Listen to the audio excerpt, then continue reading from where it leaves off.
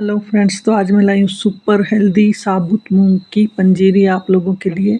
मैंने 5 से 6 घंटे के लिए साबुत मूंग को भिगो दिया, जो हरे रंग के होते हैं।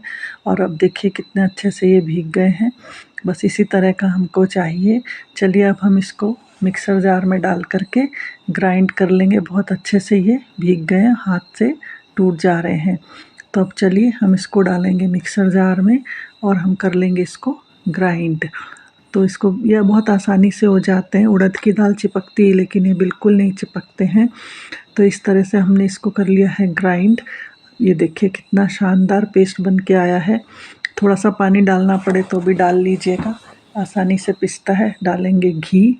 घी अच्छे से डालेंगे, लगभग आधा कटोरी घी मैंने डाल दिया है इसमें। अगर कम लगेगा तो हम और भी डाल सकते हैं। घी को कर लेते हैं गरम। उसके बाद हम इसमें डालेंगे ये जो हमने पेस्ट बनाया है हरे मूंग का। हरे मूंग के जो हेल्थ बेनिफिट्स हैं उसके बारे में तो सभी जानते हैं, बहुत हेल्दी होते हैं। इसको अंकुरित करके भी लोग खाते हैं और इसकी दाल भी बनाते। तो ये मैंने लिए कुछ ड्राई फ्रूट्स, बादाम है, थोड़े से काजू हैं, पिस्ता है, नारियल को मैंने घिस लिया है और साथ ही साथ मेरे पास अखरोट है। आपके पास और जो ड्राई फ्रूट्स हैं तो वो डाल सकते हैं। घी हो गया है गरम। अब हम इसमें डाल देंगे जो पेस्ट हमने हरे मूंग का बनाया है इसको। ये बहुत शानदार है और बहुत पेशेंस से बनानी पड़ती है, थोड़ा टाइम लगता है। आपने पीली दाल का, मूंग की दाल का हलवा तो बहुत खाया होगा, लेकिन एक बार ये पंजीरी बना के देखिए तो आप खुद कहेंगे कि वाकई ये बहुत टेस्टी है। इसका टेस्ट बिल्कुल डिफरेंट आता है और बहुत ही हेल्दी होती है, क्योंकि जो साबुत मूंग के बेनिफिट्स हैं उसके बारे में सभी जानते हैं। सेकेंडली, ये बहुत हैवी नहीं होते हैं, पेट के लिए भी ये ठीक होते हैं। इसको हम बिल्कुल एकदम आराम से भूनेंगे, क्योंकि जल्दीबाजी करेंगे तो ये कच्चा रह जाएगा। तो इसको चलिए हम भूनते हैं और भूनते भूनते हम इसको बिल्कुल ड्राई पंजीरी की शेप में ले आएंगे। आधा घंटा कम से कम लगता है अगर आप पेशेंसली या धैर्य से भूनेंगे। तो ये देखिए अभी भी ये बहुत चिपक रहा है। जो स्पैटुला है जिससे हम इसको हिला रहे हैं उस पर बहुत चिपक रहा है, लेकिन इसने कढ़ाई को पूरा छोड़ दिया है। पर अभी ये बिल्कुल भी नहीं भुना है, क्योंकि इसमें अभी काफ़ी मॉइस्चर है और ये अभी कच्चा है। क्योंकि जैसा कि हम जानते हैं जो छिलके वाली दालें होती हैं वो थोड़ा देर से गलती हैं, और जब आप खाएंगे तो आप यकीन ही नहीं कर पाएंगे कि मूंग की दाल का, साबुत मूंग का बना है। देखिए इसने पूरा घी छोड़ दिया है, लेकिन अभी आप थोड़ी देर में देखेंगे जब हम इसको लगातार भूनेंगे तो ये फिर से पूरा घी एब्जॉर्ब कर लेगा और बिल्कुल ड्राई हो जाएगा। अभी भी अगर आप देख रहे हैं तो ये काफ़ी चिपक रहा है। ये देखिए स्पैटुला पे कितना चिपका है। ये जब चिपकना बंद हो जाएगा इसका मतलब ये पूरी तरह से भुन गया है। इसको लगातार चलाते हुए हम भूनेंगे। ये हलवा सचमुच में बहुत हेल्दी है, एक बार बना कर देखिएगा। आप चाहें तो इसका हलवा भी बना सकते हैं, आप चाहें तो पंजीरी भी बना सकते हैं। अगर आप हलवा बनाएंगे तो इसमें चाशनी डालिएगा। अगर आप पंजीरी बनाना चाहते हैं तो आप इसमें डालिएगा पिसी हुई चीनी, वो भी थोड़ा ठंडा होने के बाद। चलिए इसको लगातार भूनते हुए अब आप देखेंगे ये और ड्राई हो गया है और थोड़ा सा इसका कलर भी बदल गया है।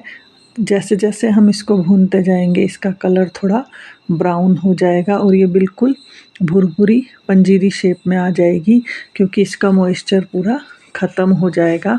बस उसी स्टेज तक हमें भूनना है लगातार इसको। अब ये जो स्टेज है इस पर बिल्कुल भी मत छोड़िएगा, लगातार भूनिएगा, नहीं तो कहीं से जल जाएगी और कहीं से ये कच्ची रह जाएगी। बस स्पैटुला की सहायता से इसको इसी तरह से दबा दबा करके हमको भूनना है। भूनना इसका बहुत ज़रूरी है, अगर ये कच्चा रहा तो सचमुच में टेस्ट बहुत ख़राब आता है। बस इसी तरह से दबा दबा के हम इसको भूनते रहेंगे। ये देखिए अगर आप देख रहे होंगे तो पहले से काफ़ी ड्राई हो गया है, साथ ही साथ जितना भी घी था इसने एब्जॉर्ब कर लिया है। अब ये देखिए धीरे धीरे पंजीरी की शेप में आने लगा है, अलग अलग टुकड़ों में हो गया है। तो यही निशानी है कि ऑलमोस्ट भुन गया है। बस इसी तरह से इसको भूनते हुए हम सेक लेंगे। ये देखिए अगर मैं स्पैटुला दिखाऊं तो इस पर बिल्कुल भी नहीं चिपक रहा है। बस इसी स्टेज तक हमें इसको भूनते जाना है। अभी भी अगर आपको लगता है मॉइस्चर तो है तो इसको फिर और भून लीजिए।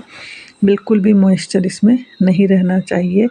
और ये रेसिपी हर कोई खा सकता है क्योंकि ये बहुत हैवी नहीं होती और मूंग के बेनिफिट्स तो आप जानते ही हैं।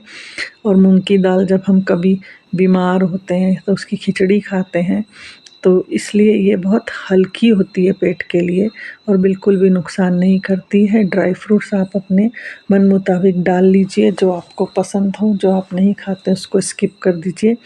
मैं इसमें जो चीनी डालूँगी उसमें मैंने चीनी के साथ में पीस रखी है इलायची भी। तो ये देखिए अब आ गई है बिल्कुल पंजीरी की फॉर्म में। तब मैंने इसमें डाल दी हैं ड्राई फ्रूट्स जो हमने काट के रखे थे। थोड़ा सा 1 मिनट के लिए हम ड्राई फ्रूट्स के साथ भूनेंगे और उसके बाद हम कर देंगे गैस को बंद। और फिर भी इसको हम लगातार हिलाते रहेंगे, नहीं तो ये जल जाएगी। अब हम थोड़ा सा ठंडा होने पर इसमें डालेंगे पिसी हुई चीनी, जिसमें मैंने 3-4 इलायची भी पीस ली थी जिसकी खुशबू बहुत अच्छी आती है। इस चीनी को बहुत अच्छे से मिक्स कर देंगे। ये देखिए कितनी शानदार पंजीरी बनी है।